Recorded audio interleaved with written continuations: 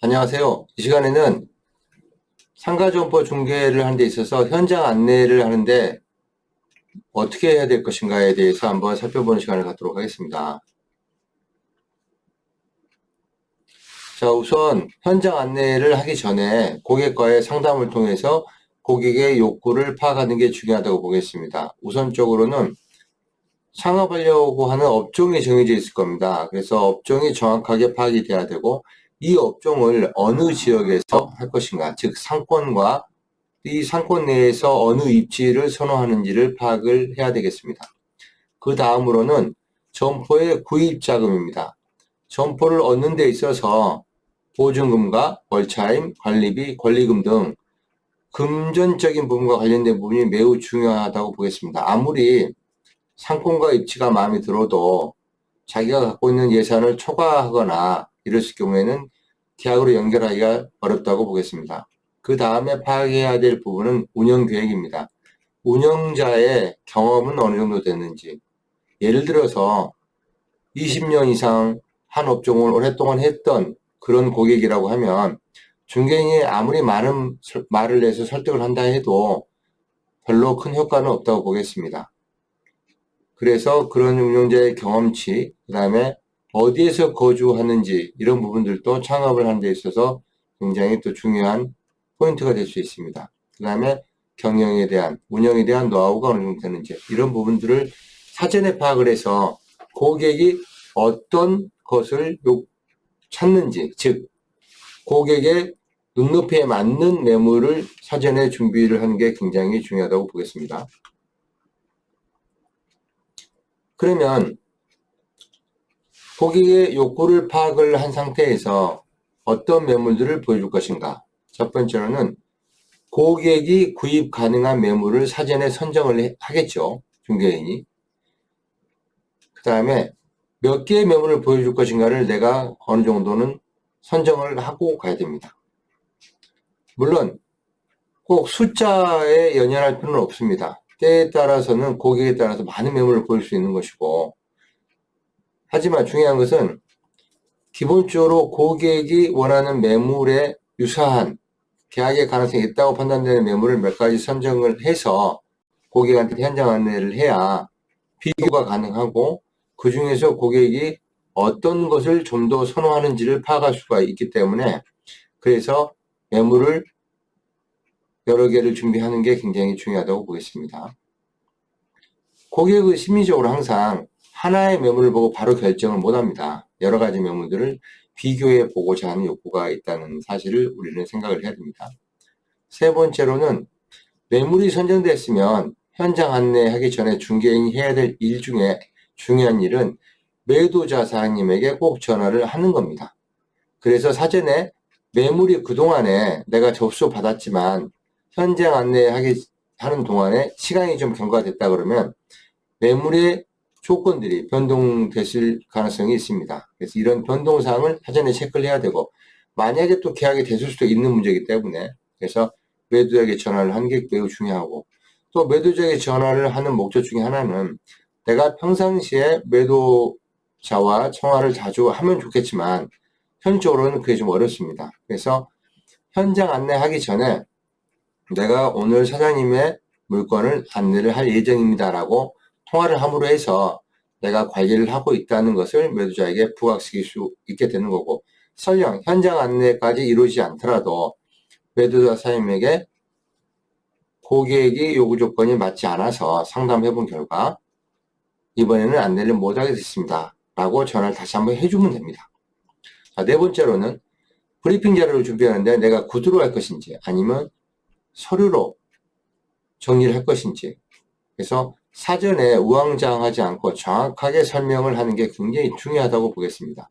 이 브리핑을 어떻게 하느냐에 따라서 고객들이 받아들이는 것이 매우 달라질 수 있다고 보겠습니다. 그래서 브리핑에 신경을 써야 되고 구두상으로 할 경우에는 각각의 매물들의 장점, 그 다음에 약간의 단점 이런 것들도 좀 체크를 해서 가면 좋겠습니다.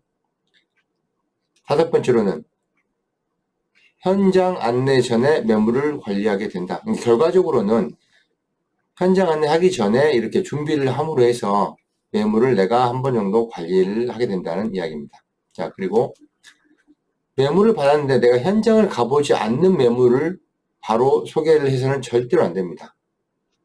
왜냐하면 단순히 유선상으로만 매물을 접수받아서 고객으로 바로 연결을 했을 경우에는 고객의 질문에 답변을 하는 게 한계가 있게 됩니다. 그래서 신뢰성이 떨어지게 되고, 그렇기 때문에 꼭 매물을 받았으면 현장을 가보는 것은 습관적으로 해야 된다고 보겠습니다. 자, 이렇게 해서 매물 준비를 합니다. 그 다음에 현장 안내를 들어갑니다. 현장 안내를 들어갔을 때는 설명을 어떻게 할 것이냐, 크게 4가지 정도로 제가 구분해 봤습니다. 첫 번째로는 상권과 입지를 설명을 해야 됩니다. 그래서 사전에 이제 준비가 되어 있어야 되겠죠. 그래서 그 상권 내 배후 세력, 그러니까 아파트면 아파트, 주택이면 주택단지, 사무실이면 사무실에서 그 상권으로 유입되는 고객들의 어떤 층, 그리고 세대수, 아파트 같으면 이런 것들을 주변의 배후 세력이 어떤 현황인지를 파악을 해서 설명을 해줘야 되고, 또 그 상권 내나 입지에 업종이 분포되어 있는 현황들을 사전에 내가 파악을 해서 설명해 주는 게 매우 중요하다고 보겠습니다. 자, 예를 들어서 미용실을 하겠다는 분이 그 어느 입지나 어느 상권을 찾는다면은 이 안에 미용실이 어느 자리에 몇 개가 있다고 하는지, 그리고 어디가 장사가 잘 되는지 정도는 중개인이 파악을 하고 있어야 되겠습니다.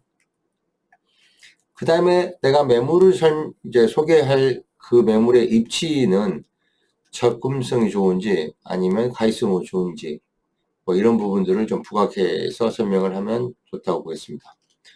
그 다음에 설명할 수 있는 게 이제 점포에 관련된 설명이겠죠. 그래서 임차 조건, 보증금과 월차임, 관리비 등등의 임차 조건에 대해서 설명을 하고, 또 이 보증금과 월차임이 주변 시세에 비해서는 어떤지, 비싼지, 싼지 이런 부분들도 좀 비교 설명해 줄 수 있으면 좋겠고, 그 다음에 점포에 대한 구조, 내부 시설, 비품 현황 이런 부분들, 또 주차등 등등의 점포에 관련된 설명을 합니다.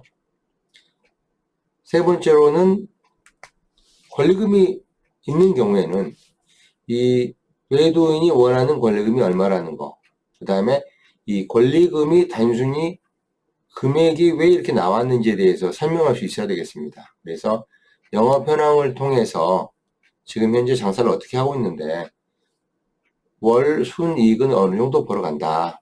그래서 권리금은 이 정도를 요구하시는 것 같다라든가, 아니면 권리금에 포함되고 있는 시설 현황이라든가 비품 현황, 그 다음에 위치가 좋다 그러면은 입지에 따라서 바닥 권리금이 형성된 지역이다. 이런 부분도 설명할 수가 있다고 보겠습니다.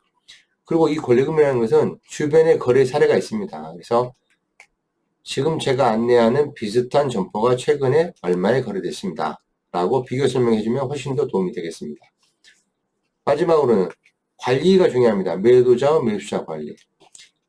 매도자는 사전에 저희가 주의사항을 줘야 되겠죠. 왜냐하면 저희가 안내가 들어가면 언제 몇 시에 들어가니까 사장님 가볍게 인사 정도만 하시고, 혹시 매도자가 가격적인 부분이라든가 디테일하게 질문이 들어오시면 중개인에게 여쭤보십시오 라고 해주시면 되겠습니다. 라고 주의를 해주시면 되겠습니다.